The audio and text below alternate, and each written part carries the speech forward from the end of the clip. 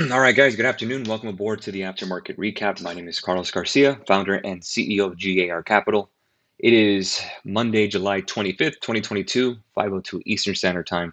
Thank you so much for joining me today and every afternoon at 5 p.m., where we recap the markets and answer some of your questions, kind of give some context about the day. Bottom right-hand corner of your screen, little black logo, click on that. Turn notifications, subscribe to our channel, make sure to hit that like button. If you like these videos, let's go ahead and get to work. Pretty much a quiet day all around in the market, pretty much low volume across the day. I think it was the lowest print in terms of billions of shares traded on the NYSE for 2022. That's what I read online. So yeah, pretty quiet one. Dow closed up 90 points. Thank you, energy stocks. NASDAQ fell 0.43%. We'll take a look at Qs here in a moment. S&P up 0.13% today. The VIX was up 1.43%.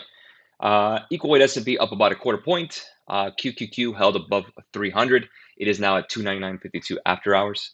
Small caps did gain 180.44 on IWM, up 0.52%. Again, thank you, energy. Dollar index down 0.22%. Usually is a good sign for tech. At the end of the day, it's just what it is. Sometimes it's correlated, sometimes it's not. This one is inversely correlated, but we had a weak dollar and weak tech. So again, that's why I still see a little more weakness in QQQ. We'll go over that here in a second. TLT, bonds down 0.98%. 10-year yield 2.82%, so it did go higher. High yield credit pretty muted today, 0.03% the downside, flat. Investment grade down 0.84%. Crude oil, nice 1.85% day today. Gasoline up 2.74%, $3.10 a gallon. Again, you can see the names that were higher today. ExxonMobil, Chevron, we own that. Nice day all around in that sense. Gold, even with a weaker dollar, down about 0.5%. We talked about gold and that key level. We'll go over that here in a second. Silver, down 1.5%, 1833 an ounce. Bitcoin continued to fall. Now it's bouncing slightly, 22,150 on the close on futures, and 1519 for Ethereum. Copper's up 0.52%. Let's go and start with S&P futures first. And you can see here, again, just kind of guiding along that trend line. Keep knocking on the door, knocking on the door. Nice megaphone formation. So I got out of my longs today. I was up about 35 handles right here. I did not close, so I closed with a 10-point gainer. No, thinking that we're going to continue some little more weakness. We'll probably break down this trend line relatively soon. Again, quiet day, but again, just hanging around, keep knocking and keep knocking. And what made me want to close that position was really QQQ, NASDAQ. So we could see here on the hourly 20, right now, this is about the last 5 days. You could see left shoulder, head, right shoulder. And again, this dotted line here is your gap to fill from the daily. So again, let's go ahead and make sure that we have that. That was the gap to fill that was filled. So again, I was just looking for a check back to that level, that break. Again, so now we know our level, right? And then here you have your neckline of your head and shoulders. Again, we're the peak of the right shoulder, or you call whatever you want.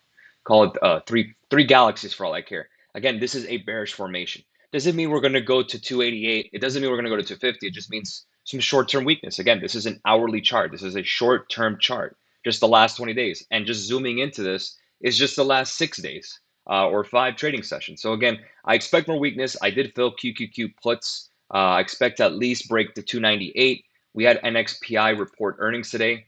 They're not exactly a huge component or if a component of the NASDAQ 100, but again, it is semiconductors. So again, they did report. Here are the numbers for NXPI. For those who are interested, 3.31 billion versus the estimate of 3.28 billion. So that's a B on the top line. EPS $2.53 versus $1.42 year over year. So that's where we are in terms of semiconductors, I guess. Beats, but then we still fall. Guidance is okay. NXPI does supply for automobiles. So they don't exactly have the big consumer exposure the way an AMD or NVIDIA does. So again, NXPI, about half of it is autos. So again, we know that auto demand is robust. So NXPI had a great number. But again, that's not enough really to make the stock go higher. Again, we'll see some of the maybe revisions or maybe some analyst upgrades or downgrades tomorrow. But keep an eye on XPI. We have a gap to fill right here at 161.90 on the hourly. So again, I expect at least a tap there and expect QQQ to at least get to around 297.39. That will be your first support level. And then you have your second one right around this area, around 296.22. So 295.82. So again, I am bearish at least for now until something changes. What would change my mind in terms of that? Again, if we break 4,000 and we sustain above that, then it gets interesting because 4050 on S&P is up there. If you break above this neckline of 3004, 304.32 on Qs, then again, we could start seeing 308, possibly 310. But as of right now, again, the weakness is there. And we had another headline today. Walmart cut guidance. Let's go ahead and go over it. Let's see. Walmart lowers profit outlook for Q2 and fiscal year 2023. Walmart sees Q2 net sales growth of 7.5%, fiscal year sales growth of 4.5%, expects 1.8 billion headwind in the second half of the year. Increasing levels of food and fuel inflation are affecting spending. And again, we talked about this before that, we had a nice little rally to the upside, again, oversold conditions. But again, those EPS estimates have to come down. We don't know what these things are valued yet. We don't have an accurate model of valuation, or the best way we could do is a price to earnings. Well, just because they have bad earnings, it can make them more expensive. Again, we need to see exactly their profit. We need to see exactly their price versus their earnings. Again, we already saw Walmart cut their guidance, now trading at 119. Quick fall, about $12, $13 fall, right? So we're at 119.55. Where are we on the daily? Right on the low end here. And again, we had a high gap to fill. We filled this gap, and now we're coming back down to around this level here. If we go ahead and expand this out a little more on the 3-year, again, that seems to be right for support. I think in terms of Walmart, you may want to buy this weakness if you believe that you're at least going to hold up. Again, they announced bad news now ahead of their earnings, which is not for a couple of weeks. I'm assuming that Walmart doesn't really report the same time as tech. But again, on a 3-week chart, kind of been channeling for a bit. Then we fell around April, and then we bounced a little bit. Now we're kind of retesting that support. So again, not exactly a lot of edge here either. But again, if you did want to go ahead and buy some Walmart, maybe I would wait a couple of days, kind of like the 3-day rule investors have on bad news. Same thing with Target. Again, Target gave us a nice opportunity to buy right around, where did I buy it here? Let me see if I had the exact price. I know I bought it around, I think 145 or so. I think that's where I bought it. I'd have to go ahead and take a look. Let me make sure. I have it right here in front of me. Target, my initial buy, and they should be down after hours too. Yeah, they're down about $9. My average cost was around 141, so kind of right around here. So on this news for Target, again, as a Target shareholder, you can see all this is Walmart here. If we go ahead and bring up the 2-year daily, again, you're basically going to get back to around 148. Not enough to really want to get excited to buy again, because all we did was fill this gap on the daily. I think around 140, I definitely want to reload. And again, we have some gaps to fill the upside. Again, long-term investment. I like Target. My wife spends enough money there. Why not own it, right? And I do too. So by the way, so that's basically the market today. Again, a lot of technical action on a very quiet tape. Not a lot going on. We got some headlines after. But that's all we got. Let's answer some questions. Belligerent's saying that Walmart guidance is cut guidance is concerning. But yeah, if you've been watching our videos for a while, we've been saying that guidance is the key. Again, now we're seeing the guidance cut, guys. We're still pricing the market on last quarter's EPS, man. We have to go ahead and adjust that for inflation and adjust that for the dollar. So again, there's obviously exceptions to the rule. American Express had an exceptional quarter. They're doing great. Walmart, not so much. And Walmart is more consumer staples. And we know that consumer staples right now are expensive. Take a look at this. We'll take a look at the PE multiples, just current PE multiples, not even forward guidance. Walmart's trading at a 28. That's a premium on the market. Costco trading at 41. That's a premium on the market. Right now, the market's trading around 17 times. Really, the only consumer defensive name that's any kind of value is Target. Hence why I picked them. Now, I'm not thinking that Coca-Cola is bad, PepsiCo is bad, or Monster Beverage or Keurig Dr. Pepper is bad. Just saying that they're just expensive relative where they should be.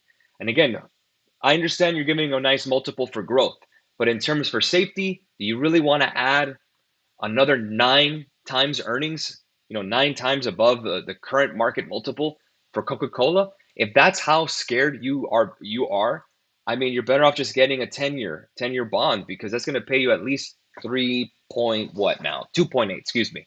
And then Coca-Cola's dividend is probably trading around 2.25.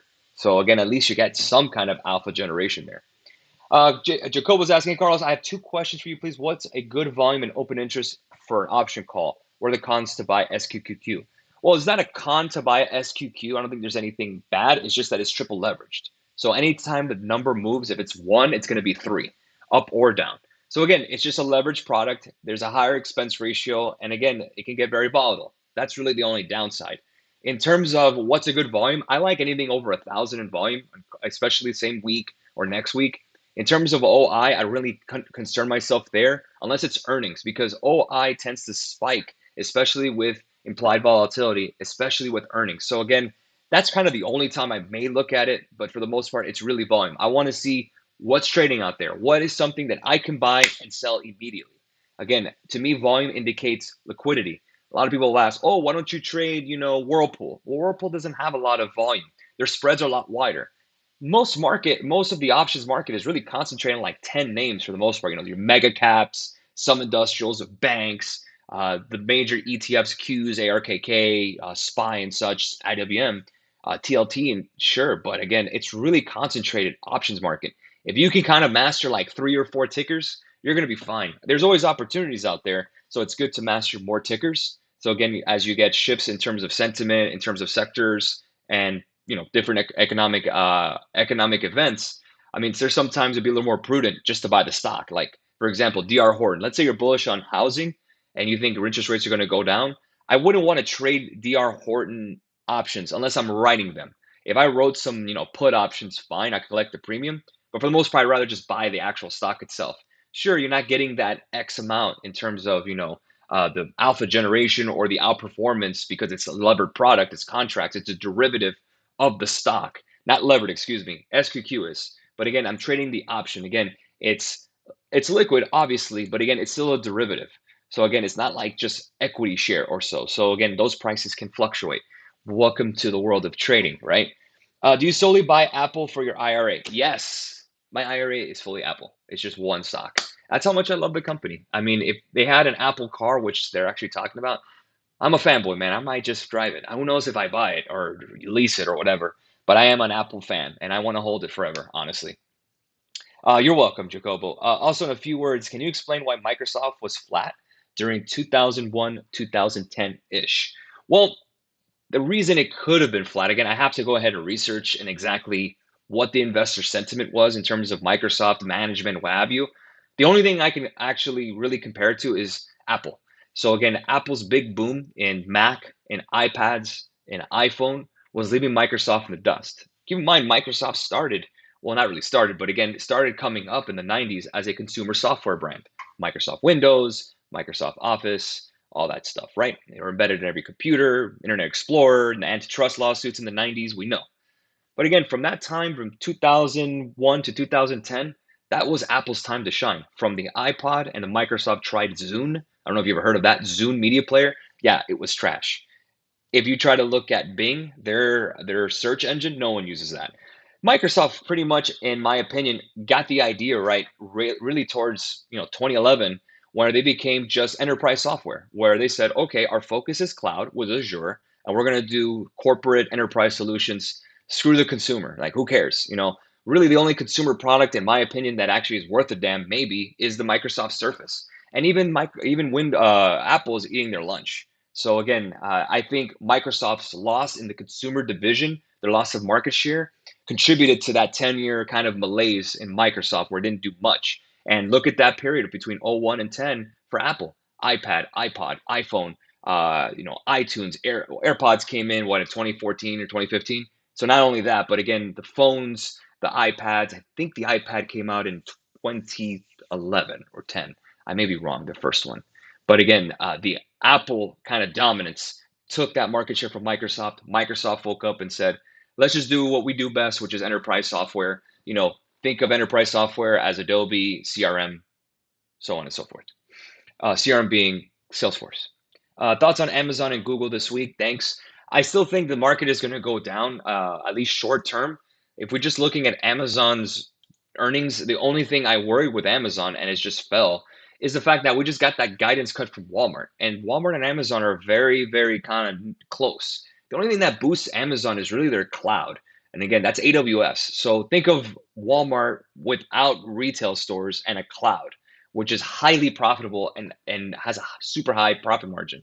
Yet you have Amazon, the e-commerce store, which is not insanely profitable in terms of margins, at least not on food and such. But again, Amazon, how do you value Amazon? That's really the problem here. Do you value them like a Walmart? If that's the case, look at the price action today. Amazon is down because of that Walmart cut guidance. They're very similar in what they do. Logistics are expensive, trucks are expensive.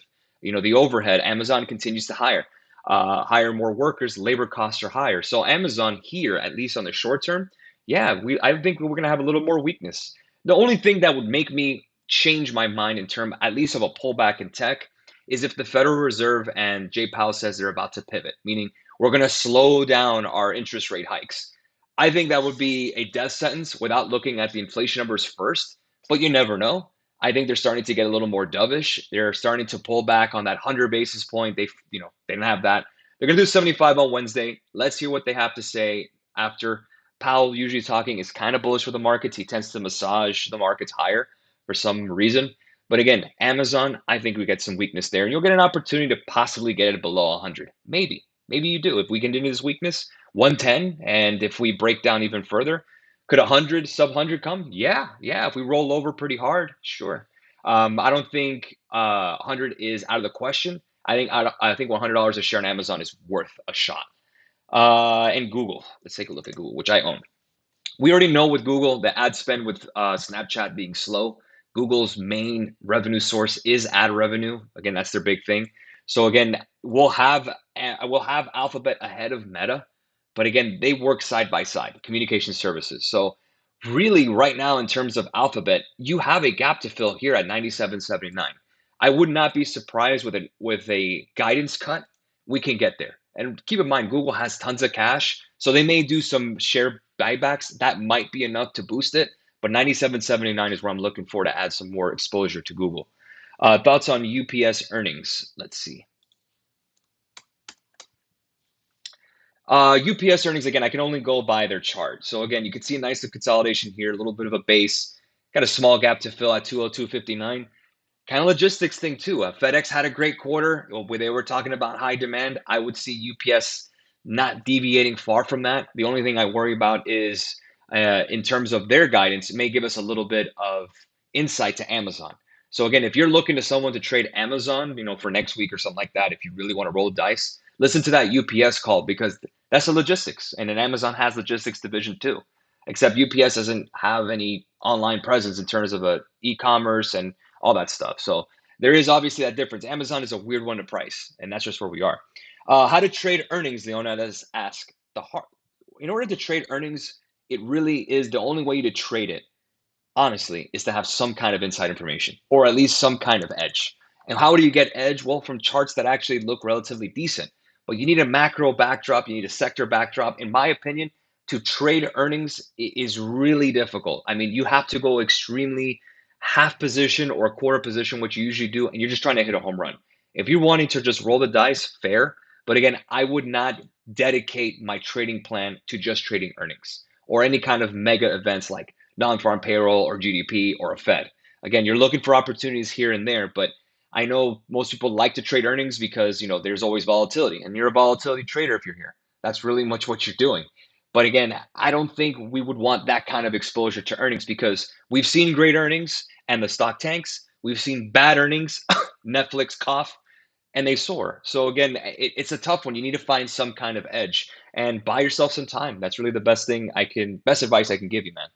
All right, guys, we'll leave it there. Have a great rest of your afternoon, and we'll catch you guys tomorrow for the morning note, 9 a.m. Eastern Standard Time. Make sure you hit that like button for me. Appreciate you guys as always. Have a great rest of your day. Cheers.